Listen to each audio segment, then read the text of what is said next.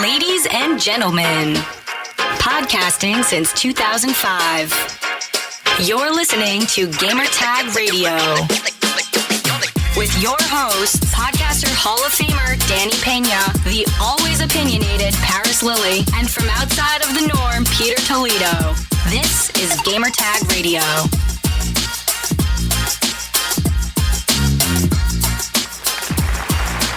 All right, welcome to Gamertag Radio episode 939. This is your host, Danny, and joining me this week, I have my co-host, Paris here. What's going on, Paris? Hey, good morning. How you doing, Danny? It's been a crazy-ass week for me.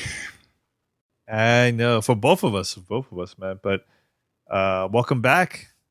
You were like super busy during the whole week, and that was just work-related stuff, man. So, but you've been playing a lot of Mario Maker still, right? Oh yeah, because I was traveling this week for work, so the Switch was my companion the whole time. And I know I told you the story offline. There was one level, and it's a story mission, and it's not even super hard. It's like a 3-star, but it was you had to get in inside the turtle shell, and the water's like rising up, and you gotta get that. Yeah. Yo, I was on the plane for an hour just dropping F-bombs the entire time because I could not pass it for some reason. I kept getting to this one part and kept dying. It was driving me insane.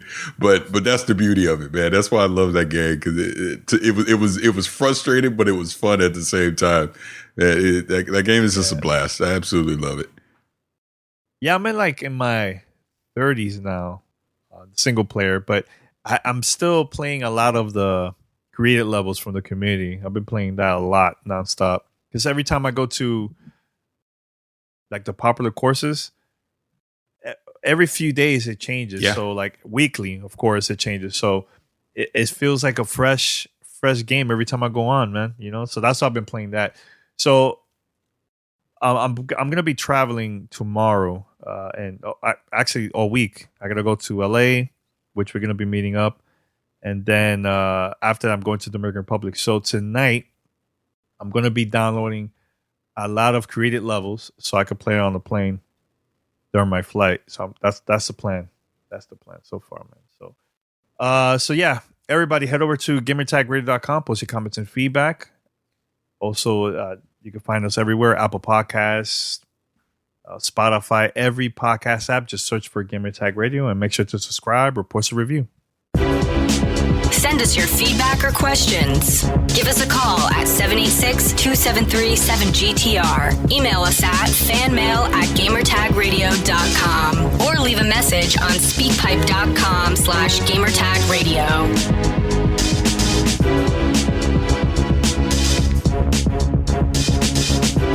All right, anything else, Paris, before we go to the next topic? Nah, let's just go ahead and jump into the next topic. I think it'll all be relevant. Yeah. All right. So we're talking about Nintendo Switch, and Paris, a couple of days ago, Nintendo officially announced the worst kept secret in the industry so far. Was it though? Was it though? See, I don't think yes, what we got was the worst kept secret. I actually think that was a surprise, but please continue. Yeah. Really? Well, I've been hearing about this since like March or April that it was going to be announced at E3. That originally, that's what it was, because there's been a lot of leaks about. At that time, it used to be called the Nintendo Switch Mini, but now it's called, the official name is Nintendo Switch Lite. So yeah, dude, I've been reading about this for months, man, and also checking out like different YouTubers talking about it because there's been leaks from different retailers and stuff. So, but yeah, it's already announced, it's official. I'm not surprised. I think it's smart that Nintendo announced this right after E3 because everybody's been talking about the system all week. There's no other announcements from like Microsoft or Sony. You know, I think because a lot of people have been posting about this on Twitter. They're like, why Nintendo didn't announce this during E3? Remember, E3 for Nintendo was all about the games. Get all the attention from that. And then after E3, have the Nintendo Switch Lite. Now that Gamescom is coming up, they could have demos of that, right? And also during Comic-Con, San Diego Comic-Con. That's another place where they could show the handheld and stuff. So I think it's pretty cool, man. I'm excited about it, man. I just want to know your thoughts about Nintendo Switch Lite. Let's talk about, too, the specs and everything, too, man, from your end. Well, just kind of backtrack to what you were saying. To me, it was a surprise because of what the actual Switch Lite is. We knew there was going to be some kind of revision of it, but I think it was a surprise to see exactly what Nintendo did, which again leads into all the specs and everything of what the Lite is. So the Lite's going to have a smaller footprint than the current Switch. The Joy-Cons will not be removable. They're taking out HD Rumble. And I think most importantly, this will be a handheld only device. You cannot connect this to your TV at all. I think those are kind of the biggest things that people are coming out with. And it's funny watching the feedback, especially via social media about this when it got launched. When I saw it, my instant thought was, oh my God, my kids are going to love this. I got to get it for them for Christmas or something. That was my immediate thought. Cause I'm like, I'm tired of them stealing my Switch. And it's going to be $199. So I'm thinking it's $100 cheaper, handheld only. This is the way my kids played anyways. They've never played a Switch game on a TV. Never since I've had this thing. Right. So to them, just they can keep on playing it the way they have been. Nothing changes for them. Right. So I think this is going to be perfect for them. That was my thought. But then to see feedback on Twitter, people were complaining about it. People were like, well, I can't remove the Joy-Cons. I can't connect it to my TV. You're doing this, you're doing that. And I'm thinking, but wait a minute. They got a device for you. It's called the Switch. Nothing changes. Yeah. Go get the damn Switch if you need removable Joy-Cons and all that. And you can still play with the Pro Controller. You can still sync other Joy-Cons to the Switch Lite. To me, the biggest thing is you can't play it on a TV. And look, shout out to Kind of Funny Games, because I know Greg and Andrew were talking about this, and Greg brought up the great point of if you're really concerned about that and you don't mind owning multiple Switches, because with the digital transfers and everything, you can only have, if you play digital games on a secondary Switch, it has to always be online, right? So you get the Switch Lite, you make that your primary. You have a second traditional Switch, you dock that to your TV, make that the secondary. It's online all the time. You win. You can play both ways, whatever. And I understand money comes into this, the whole thing. But I look at it this way, from my personal standpoint. Do I want to own a Switch Lite? Me? No, I don't think I do. I think I like the versatility of the Switch because I do play it on TV. I do prop it up. There's no kickstand either. That's the other thing. So I do play it in my kitchen a lot where I just prop up the kickstand and I just play with the controller or whatever. And then I obviously take it on the go when I travel. So, and I got giant hands. So for me, the current size of the Switch is fine. I have no issue with it.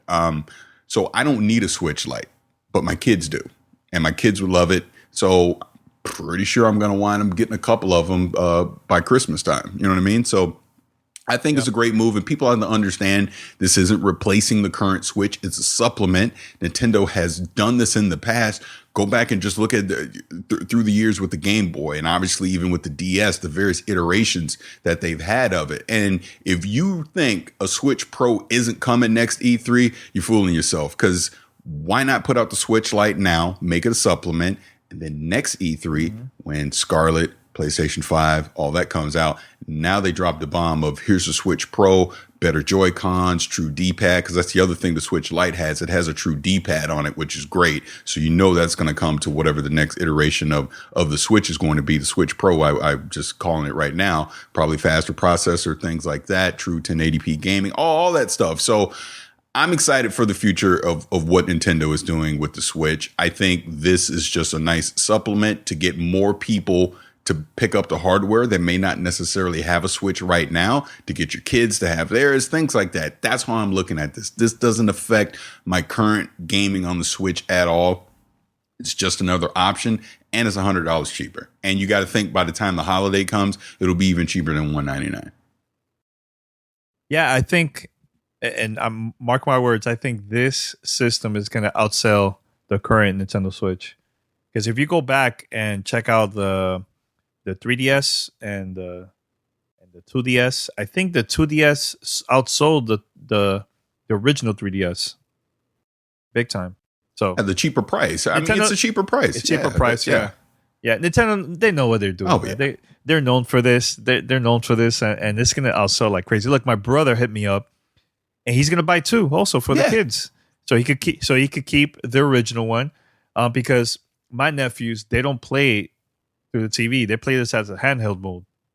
that's all they've been playing, especially Fortnite, games like that, because he connects the headset and he plays with his friends that play Fortnite. Either they're playing on the Nintendo Switch or PC or Xbox. So he plays Fortnite like that the whole time, man. So this thing is gonna sell like crazy. Like, people could complain whatever they want, but it's gonna outsell like crazy, man.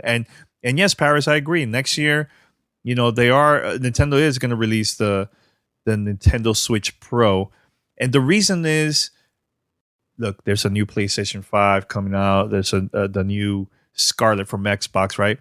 Nintendo also could say, oh yes, we also have something new during the holidays in 2020. So it makes a lot of sense, man. Now my question, what's up? No, finish what you're going to say. Then I'll jump in.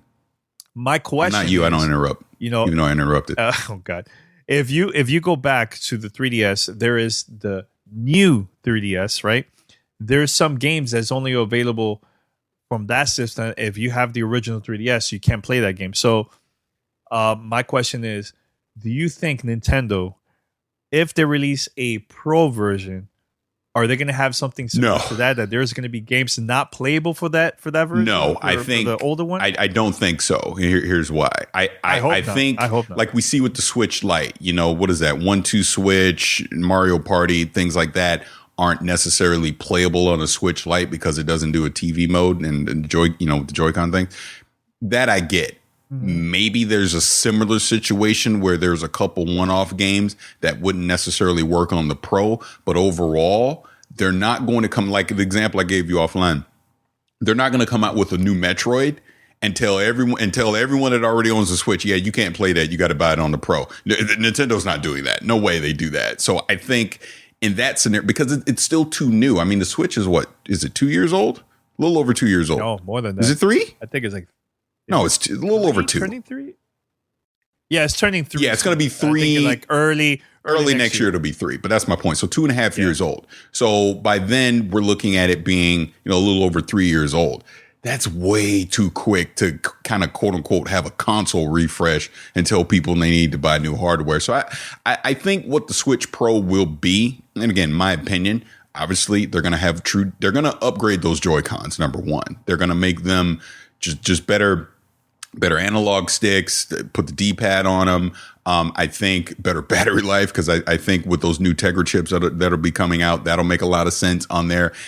I'm not 100% sure if they upgrade the screen or not, as far as saying, hey, even on the go, it's 1080p, because more power is going to drain more battery. So they may stick to it's still 720p on the go, 1080p if you dock it. I don't think they're going to go 4K on this stuff, but for sure there'll be a little more juice under the hood, and we'll look at it the same way we look at with the current consoles, where you have a PS4 Pro and you have an Xbox One X, whereas they can play the same games, but maybe it just boosts them a little bit graphically, things like that. Maybe frames per second goes up, something like that. I don't think it's going to be way too crazy gaming wise a difference from what we currently have on the Switch, versus I just think they're just going to upgrade the hardware itself and make the hardware itself more ease of use, better to use. And like I said, especially the Joy-Cons, because I think that's the major thing that they need to fix on the current Switch. Once they do that, they're gold. And obviously backwards compatibility with the current Joy-Cons, with the current Pro controller,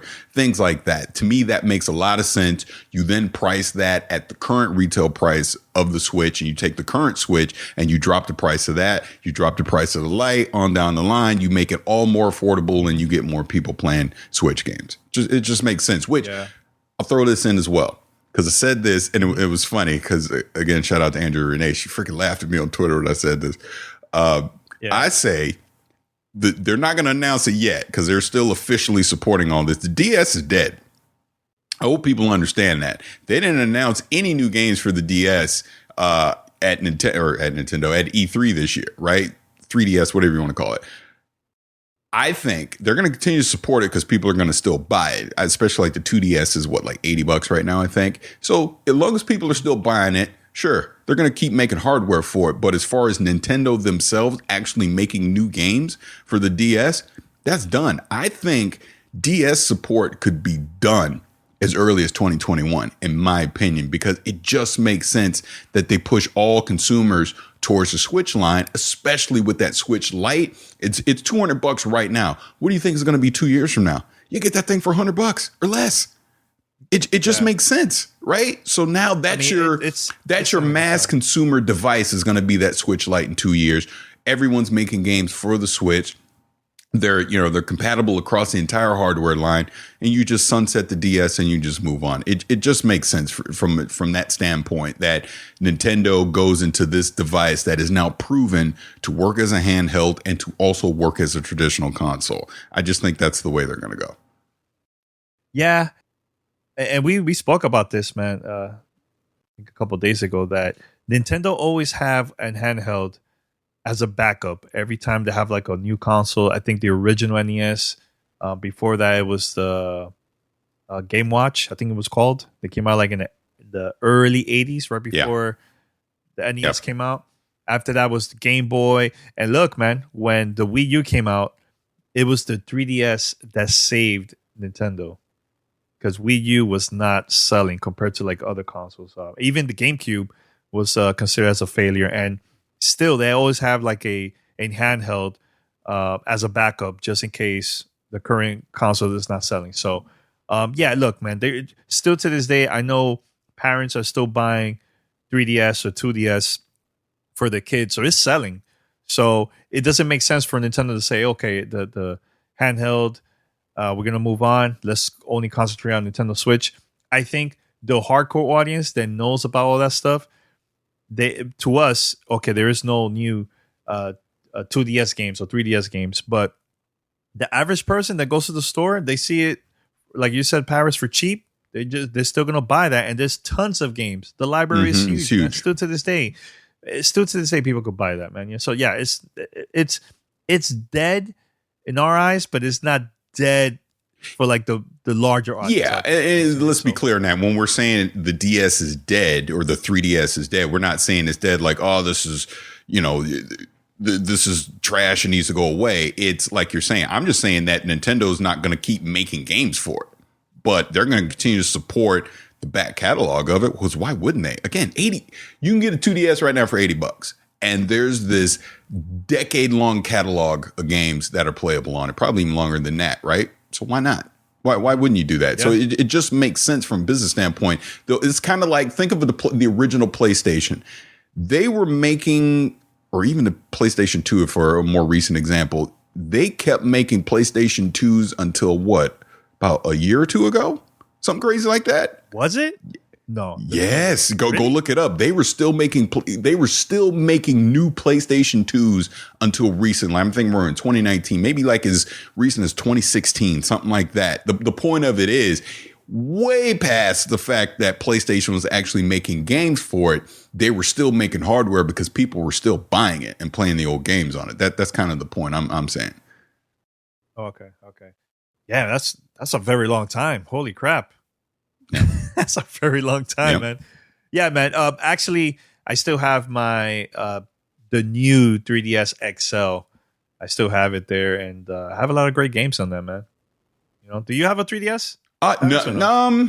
We might still have one around here. Someone my kids play the Switch. Mm-hmm. They don't play on it no more. That's what I mean. I got to give them another one. They moved on. Holy crap. Yeah, man. This news about the Nintendo Switch Lite, I think is smart, man. Now, is it for me? No, but I know my nephews is gonna be very excited to get that once it comes out in September. And Paris, the smart thing, this is coming out on the day that Link's Awakening comes out. Oh yeah, the same exact day. Plus, the month after that, Pokemon. Dude, it's gonna sell like crazy, and they even have a version of the Nintendo Switch Lite for that game too, man. Dude, this is gonna sell like crazy. It's gonna sell. People could complain all they want online, but let's be real. It's gonna outsell this for sure. 100%. It's gonna outsell it. So I looked it up because I had to know. So I was off by a few years. It was actually 2012 that they stopped production. 2012. So they started production in March of 2000, and it ended in 2012. And in total, they sold 153 million PlayStation 2s. Oh my God. See, that's one of the reasons too that companies always will continue to make those consoles, right? Because they could even mention this to investors. Oh yeah, we sold this amount of units overall. They could do the same thing with the 3DS, man. It just looks good on paper. It looks really good. You know what I'm saying? So plus it's extra income for the company. Yep. So yeah, smart. Yeah, it's very smart. Smart, man.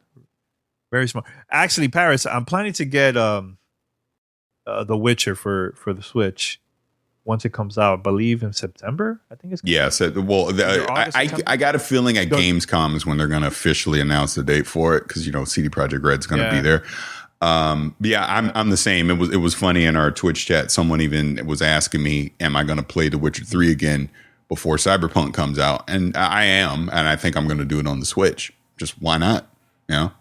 Yeah, and it's all the DLC, all everything. The expansion, everything is in there, dude. That's gonna be crazy. Now, I remember at E3 Paris when we found out about this, I was even talking to you like, how they managed to do that. how I'm super curious to actually see this game playable. I'm dying. Yeah, I am too. Because at E3 I went up to CD Projekt Red and I tried to see if we could talk to somebody about the game, and they straight up told me, no, our focus at E3 is about Cyberpunk. I'm like, oh man, I was just super curious about it, man. I'm wondering how it's gonna look. I mean, we've seen videos here and there and screenshots, but man, I just can't believe it. That game looks insane, man. So yeah, I'm definitely gonna get it though, for sure, man. Anything else, Paris? No, I mean, I think that's pretty much it for the Switch news. Like I said, this was really this week because I was out of town. I've just a lot of time playing the Switch, and it's just I already knew this, but it just kind of reaffirmed it that, man. I mean, I went from, if you remember, go back in the archives.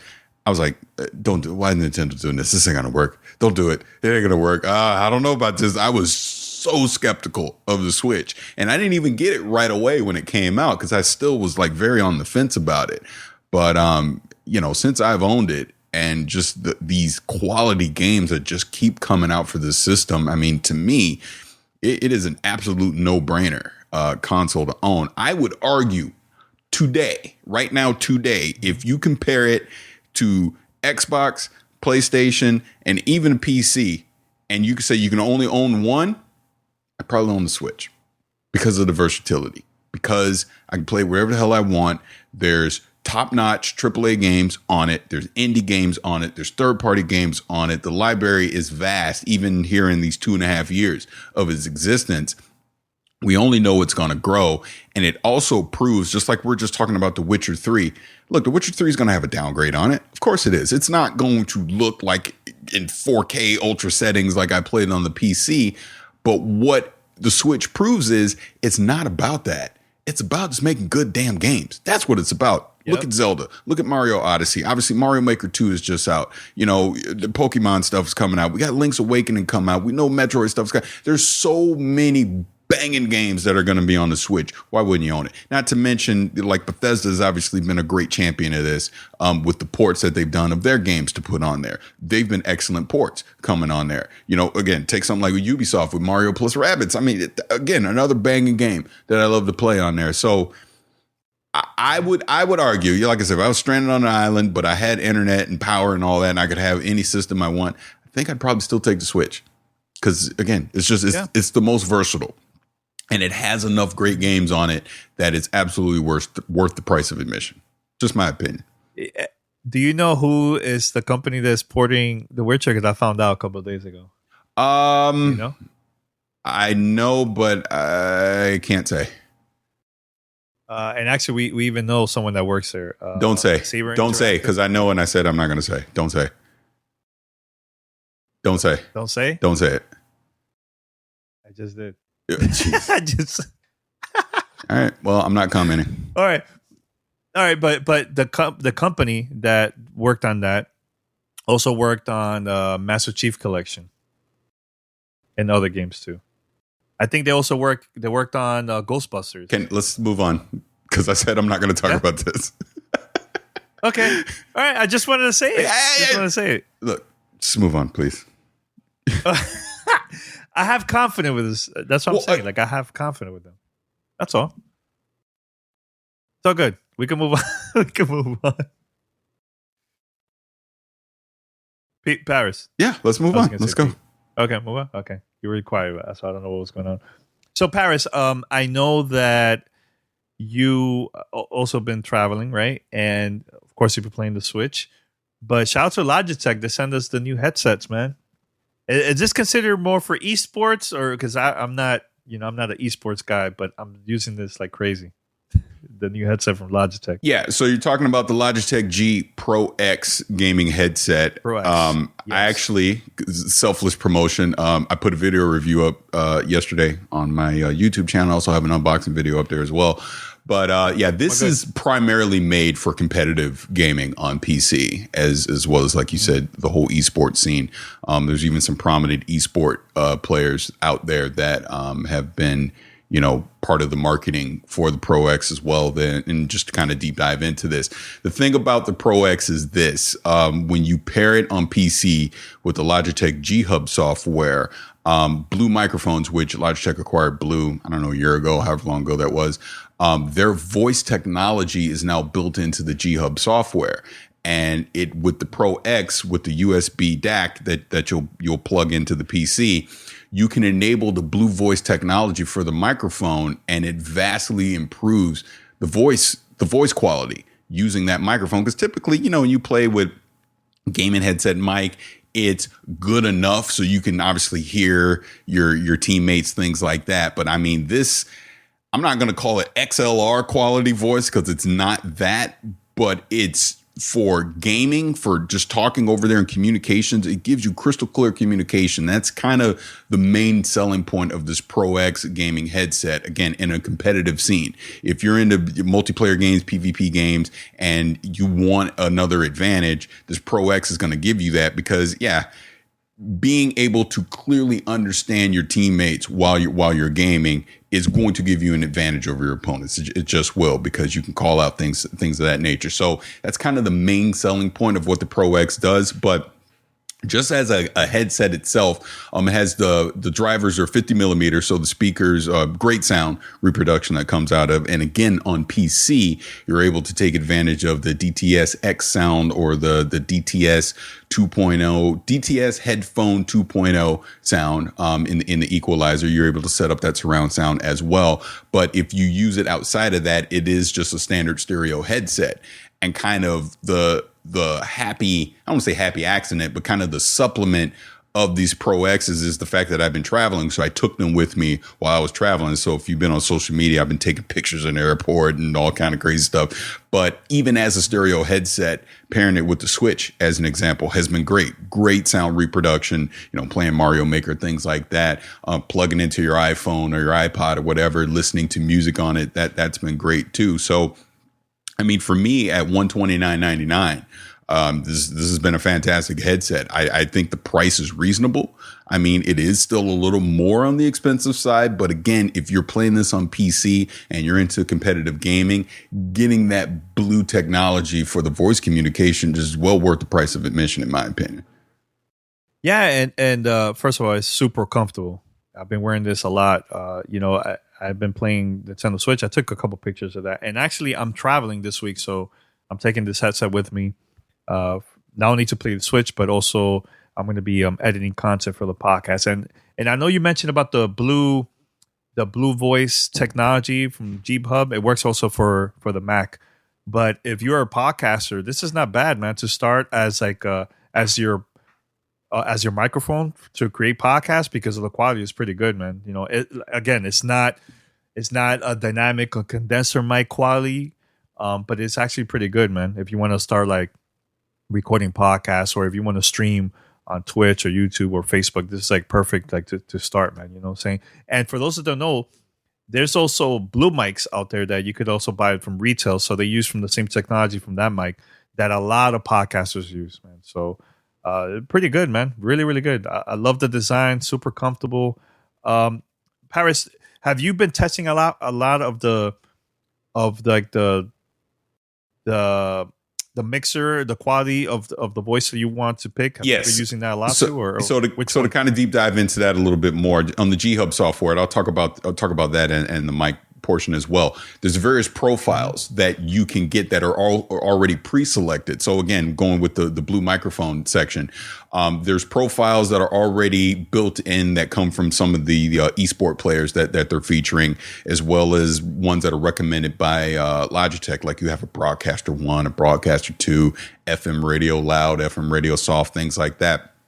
But you can also go in and customize the field of depth of the sound mic and all that as well. So you can make your own profiles, and these are shareable throughout the community. So as more people start to pick this up, you'll be able to see, like, I could have my own custom profile, share it out there to the world. Someone else could go download it, use it themselves, as an example. This also applies to the equalizer as well. When we talk about DTS sound, you can go in and tweak the surround sound for that to what works for you, especially in a competitive standpoint. Because again, you want to hear footsteps coming up. Logitech provides their own built-in profiles, like a mobile profile, an FPS profile, things like that. But again, you can do your own custom profiles, share them out through the community as well. And again, they also have the same example of some esport players that have their own surround sound profiles built in as well. Again, whatever you can do to get a competitive advantage over your opponent, be it the communication or be it actually hearing what's going on in the gaming world, so that maybe you do hear a couple footsteps coming around the corner, so you're alerted to it that split second before your opponent knows, and you get the advantage on them. So again, I think, and this G Hub software has been an upgrade from what the original Logitech gaming software was. So, I mean, it all worked in sync together. If you're using Logitech products like your keyboard, obviously the headset, mouse, things like that, they all can sync together in that G Hub software. And you can, like I said, you can create your custom profiles to fit whatever game you're playing or whatever your needs may be. So it's really great stuff. I do have a question, because this is my first Logitech headset. So I know you have the previous one. Just quality-wise, compared to the one that you had last time to this one, what's the difference? Okay, so I'm glad you brought that up as well. There is also a $99 Pro model as well, but the quality compared to this Pro X model is lesser. It's more of a plasticky kind of feel. But as far as, again, just a straight up stereo sound, it's the same 50 millimeter drivers for the speakers, so that sound reproduction is the same. The extra $30 is you're getting a more stylish headset, number one, but is that USB DAC that you're getting, because the DAC is what powers the Blue voice technology, right? So you need that. So you are spending a $30 premium to get that, but then when you couple in, it's a more stylish and a more comfortable headset as well. I do think that is worth the $30 premium that you're paying. And it's very similar to last year's Pro model, which I also had, is also the $99 model. So they're this year's version and last year's version is pretty much the same. But the crown jewel, the flagship now is this Pro X model that they've come out with, not only for just the stylish look, just the comfort level, and the ear cups are removable. You can swap these out as well. But like I said, that Blue voice technology that you're going to get through G Hub. I think that's a game changer, man, for just headsets overall, right? Well, I do think it's going to make their competitors have to step it up, because look, like I said, if you're into competitive gaming, if it's like I said, if it's any kind of competitive advantage to have clear communication while I'm gaming in a PvP situation, and I just got to spend $30 more to get it, I'm going to spend the $30 to go do it. That's bottom line. That's what's going to happen. Yeah, definitely. Yeah. So for more information, head over to the Logitech official website. Shout out to them. Thanks for sending us the headset, man. I'm enjoying it. I've been using this a lot, not only for playing games, but also as a podcaster. This is really good, because I just love the quality, man. So like I said earlier too, if you guys are planning to start like a podcast, or you want to start streaming, this is like a great way to start. If you don't have enough money to afford like official microphones for that, you could use this as like just to start, and then later slowly you could upgrade. But yeah, shout out to them, man. Anything else from that, Paris? No. Like I said, just had a great week with it, using it with the Switch. Like I said, that's, to me, was just kind of the secondary bonus to being able to have these headsets. Just great sound reproduction, even in stereo, using it that way. Yep. So, Paris, I have something to tell you, man. So the other day we were talking about like our favorite games so far of 2019. Yes. Right? So, I posted mine. I was like, all right, cool. So I was surprised to see yours. We kind of have the similar games except one game. So you said Metro Exodus, Yes. right? So I was like, all right, I haven't played the game. It's available on Xbox Game Pass. Let me download it, see how it is. I'm not impressed with the game, man. The game. How far are you into looks it? Beautiful. I'm pretty far in the game, but I'll tell you what is my main issue that I have with this game. The story is okay, but dude, every time you finish a mission, the loading is, I think, is one of the worst experiences when it comes to loading I ever seen in the game, like in years. It's so bad. Like it's like almost 3 minutes every time I go to like a next mission. And you're obviously on Xbox, right? On Xbox, yes, yeah. So I don't have the PC version, so I don't know if it's only consoles is having that issue, but I'm not really happy with the game, man. And I've been playing it a lot. A lot. It's just disappointing for a game 2019 to have those issues, loading time like that for that long, almost 3 minutes. I even timed it. It's like 2.5 minutes every time you finish a level. It's ridiculous. I'm sorry. There's no excuse for a game to take that long just to go to the next mission. It's ridiculous.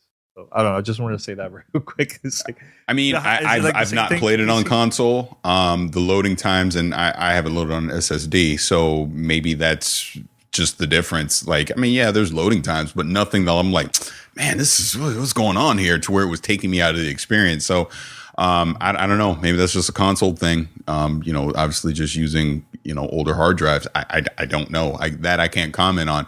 I am surprised that you're not liking the actual game itself, with that open world that they have in Russia, and just some of the gameplay mechanics that are in there. I love it personally. Like, so much so, like, I know our good friend Julian over at Massive, the creative director for the Division 2, he had put out a tweet yesterday talking about a single player experience of the Division 2. And my first response was, I would love to see a single player experience in the Division universe and model it after Metro Exodus. I think it would be great. I would love to see that, which, by the way, he put that tweet out and PC Gamer made an entire article out of it, which is just like, you talk about a slow news day.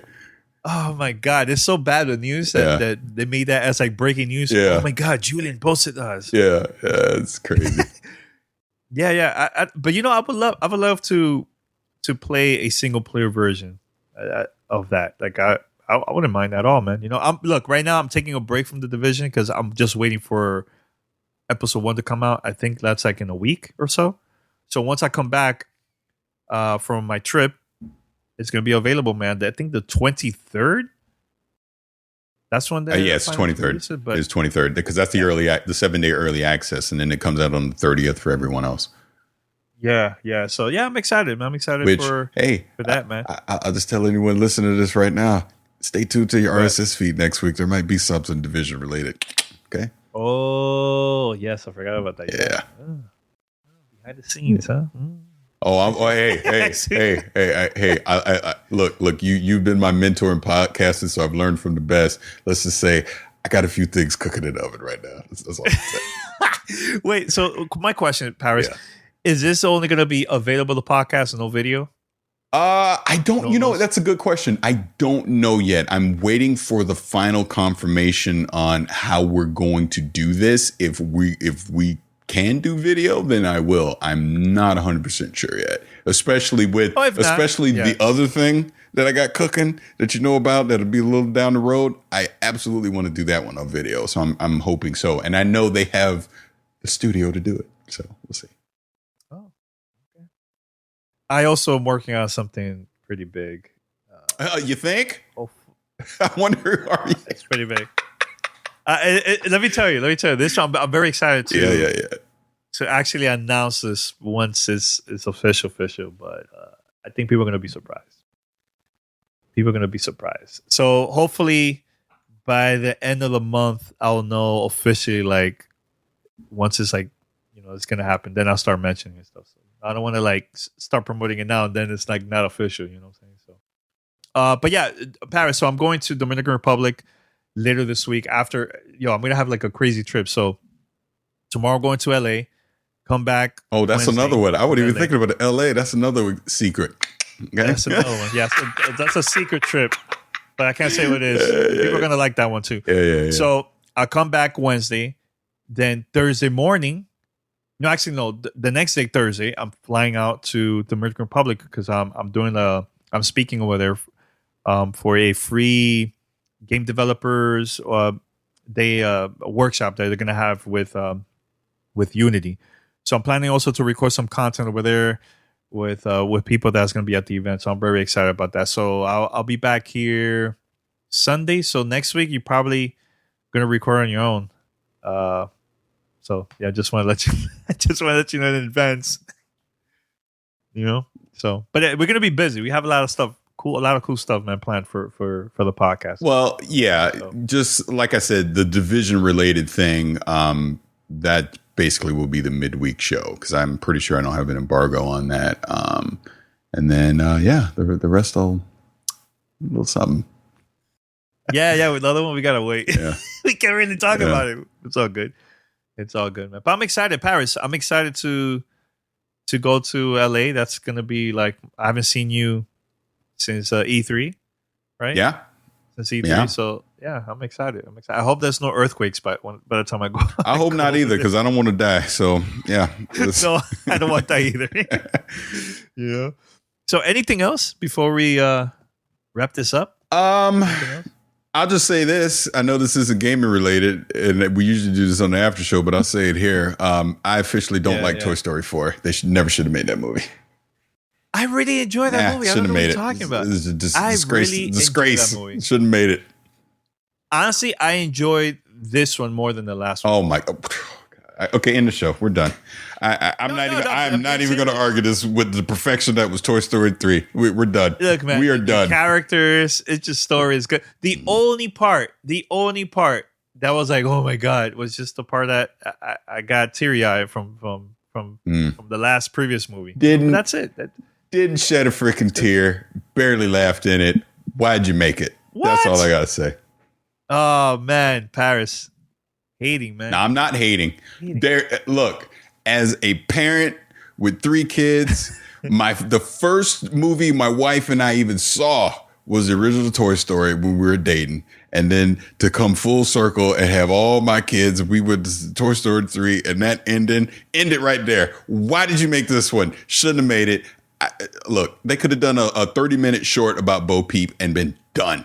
That's it. We didn't need all this. They stressed us out for no reason. Forky? You're like Forky? Oh, dog. Like they stretched out I think I'm trash bit way too long. Way too long. I was over it after 5 minutes. Forky was a mistake. They shouldn't have done it. If you're listening to this podcast, you like Toy Story 4, hit me up on Twitter. Just hit me up, man, because I really enjoyed that movie. I really enjoyed it. It was funny. I think it was good, in my opinion. But look, everybody's gonna have opinions. Yeah, and I have to say something very quick. Oh my God, I have to say something because I was kind of annoyed a couple of days ago, man. And actually, this happens to you every time, Paris. Every time we post something that we like, on Twitter.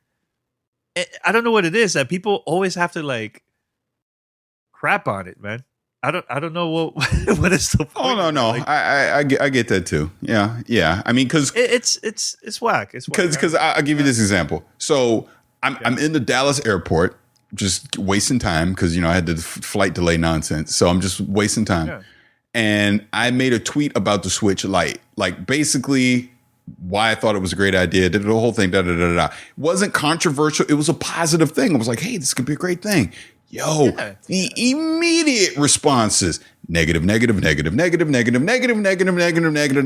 I'm like, Jesus effing Christ, really? Because I got mad. I'm like, really? I go, why is it that what is going on in your life that you literally can't be happy about anything? Everything is bitch. Everything. Drives me insane. Yeah, absolutely insane. And but here's the thing, like I told you offline, I'm just to the point now where if you come at me crazy on Twitter, number one, I'm not going to respond to you. Number one, but number two, I just mute you. Just talk to the vapor. If you notice I don't respond to you for forever, it's because I muted you and I'm annoyed with you and I'm done with you. I don't have time in my life to deal with negativity 24/7. I like to surround myself with positive people that are doing positive things that are going to uplift me and push me to be a better person. I don't have time to be on social media for people that are just negative. And look, you cannot like something. We can not like something because look, I'm quick to give my opinion, but when it's like, yo.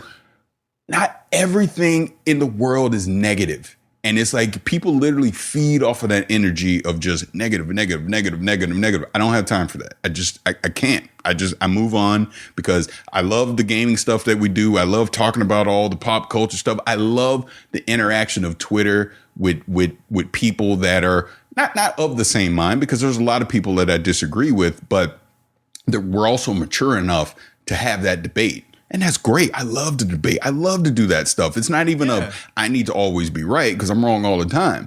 But it's like when you're just coming in to be negative, I have no zero time for that. Zero. It's just I'm out. I just move on. Yeah, it's like look, man, everybody's gonna have different opinions. I get that, but if people post something like, "Hey, I like this," and then somebody comes and just crap on it, what is the purpose of it? Like what is it that you're trying to do every time we post something that we like? Like if Paris, I follow a lot of people, right? Shout out to, let's say, Sharif or Andrew Renee, Greg Miller, a bunch of people we can mention here, man. They post stuff. I never will go to their account and reply back telling them like, I don't like it. I hate it. I don't do that. Like if you like something that I don't like, hey, enjoy it, man. That's your tweet. You're enjoying it. If it's a conversation, that's different because now we're having a conversation. But if you, Paris, if you post, I'm loving the Nintendo Switch Lite. I like the concept. I like the idea. Positive. You're not saying anything negative, and people goes out of the way. You go out of your way to say something negative. That's what drives me. Like I give you an example. Makes no sense. The Toy Story 4 thing. I tweeted about it last night.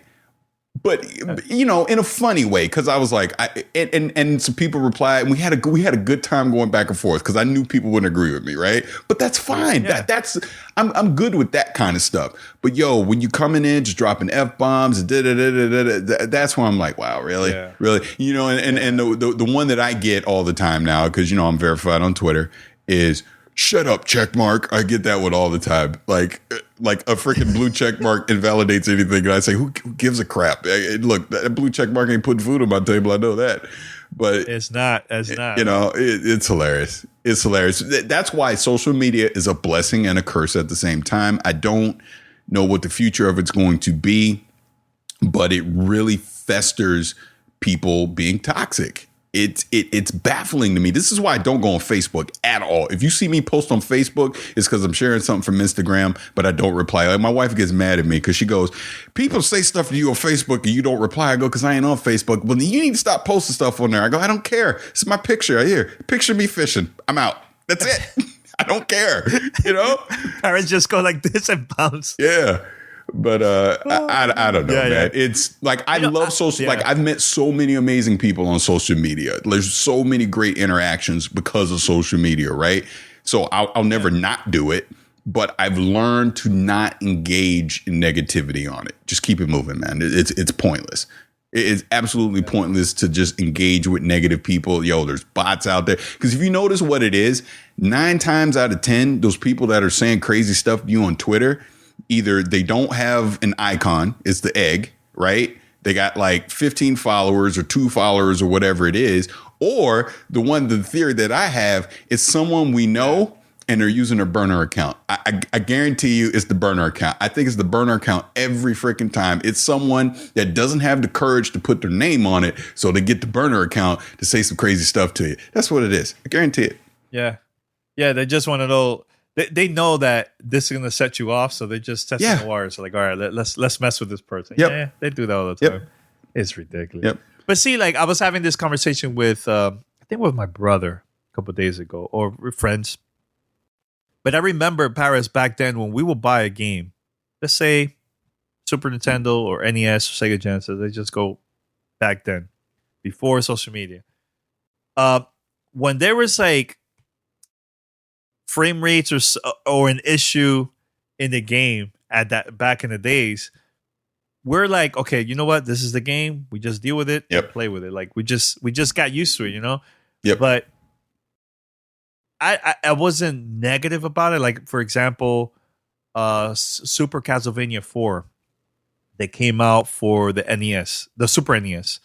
There's a level that you play that's like inside of a cave. And there's like an enemy that is like a rock. And every time you hit the enemy, it turns to like more enemies, like the same ones. Right. It slows down the game, right? But it slows down the game so much. It's like extremely slow when you're playing it. But I got used to it, and it's one of my favorite games from ever from back then. I even bought the Nintendo Switch version of the Castlevania collection, and it's the same level, same situation. It slows down, and I'm like, you know what? I'm used to it from back in the days. I'm not mad. I'm not going to like Twitter and complaining like, nah, this should have been fixed. And this is we're I don't know. I'm not that type of person, man, that will go online and complain. Like, I don't know, man. Like, if you don't like something, just stop playing it. Look, I played Metro Exodus. I had issues with the loading time, right? And I even gave it a couple chances now for a couple of days. Still same issues. I just stopped playing it, man. I'm like, you know what? I'm already done. I can't. Yeah, and that's fair. You know? Hey, that's it. Yeah. I don't know. I don't like to crap on other people's, happy moments. You know what I'm saying? So. Yeah. So yeah, Paris, stop talking crap about my Sunset Overdrive, all right? There you go. Yeah. All right. Anything else? No, I think that's it. I'll say bonus. I'm recording Remember When later today with Jay, so that'll be out. I'm actually going to stream it here on the channel too. It's going to be about Spider-Man? Or? It's going to be about a lot of stuff, actually. It's going to be about Spider-Man. It's going to be about Endgame, and I'm sure we'll tangent off into 10 million other things. But we're going to record at 2 p.m. Pacific today here on Twitch, and then it'll be on a Remember When podcast feed as well. I might put it on YouTube too. We'll see. Oh, nice. Yeah. By the way, Paris, before I head out, man, again about movies, but I watched Shazam the other day. Really good movie, man. Wow, I was impressed. Yeah, I was very impressed with that movie. I'll never watch it. Good for you. Really? Nah, it's not for me. It's not my thing. Why? Because it's DC. No, it's because it's Shazam, and it's like more of a comedy. I don't care about that. No. Ant-Man is kind of like comedy. Yeah, but it tied into the overall MCU. So that for me, that was worth watching. Whereas, like, let's put it this way: if Ant-Man was standalone, I probably wouldn't have watched it. To be honest with you. Okay. So now I get it that you're not into the whole comedy thing. So that's why you didn't like Sunset Overdrive. Makes sense. Yeah, you know, it's funny you say that. It's funny you say that because I do think that does factor into it. I'm not really into games that try too hard to be funny. So, and I did think Sunset tried way too hard to be funny. I think if it's just natural and you go for it, that's great. But when you go out of your way to try to be a comedic game, I'm not too much into it. All right. So I have a question. What was the last time you actually laughed while playing a game? Not because of the story, the actual story. Like, oh, this is actually pretty funny. Wait, do you remember the last time you actually laughed from a game like that? God, honestly, I think it was probably something like The Division 2 made me laugh. From the story? From the actual story, or just something that happened in the game? A story.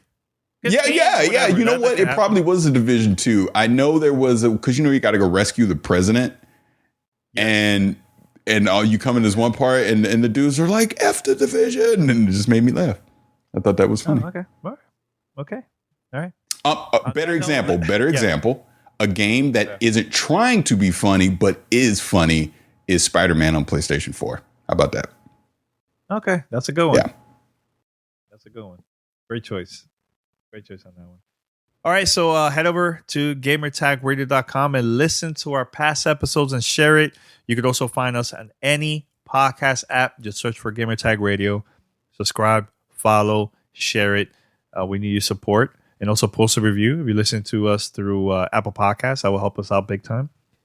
And that's about it. We'll be back. Make sure to tune in because we're going to have more content, a lot of surprises coming up. very, very soon. And when is Gamescom? Is it that soon? August. Is it soon, right? August. Mm-hmm. And Comic-Con? Is it before that's next week. Next week? Ooh. Which I may or may not be there. Oh, okay. Well, I heard there's going to be a panel about The Witcher. The Witcher from Netflix, the Netflix series. So, and I believe also Cyberpunk. They're going to have a panel too about that. Yeah, just want to say that very quick. I'm very excited about that. All right, and that's about it. We're out. Until next time. Peace. Thanks for listening to Gamertag Radio. Be sure to like us on Facebook and follow us on Twitter.